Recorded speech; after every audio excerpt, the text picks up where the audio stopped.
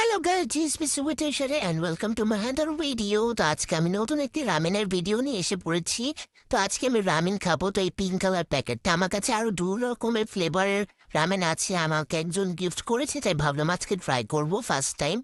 So এখানে আমি আমাদের রামেনটাকে সিদ্ধ করে নিয়েছি। আর এই রামেনের দুইটা প্যাকেট দিয়েছিল, একটার মধ্যে সস, একটার মধ্যে সাদা পাউডার কিটাখানে দিল।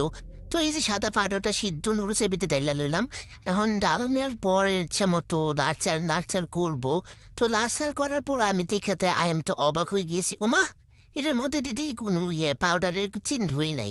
আর যাই হোক, খাইতে মজা দিয়ে হইব। তো আমরা এখন সসটা ডাইলা নিতেছি। আর সসটা ডালার সময় তো আমি বলছিলাম আল্লাহ না জানি কত জাল হইব, কিন্তু খাওয়ার পর আর বললাম না, থাক, ভিডিওটা শেষ পর্যন্ত দেখলেই বুঝতে পারবেন।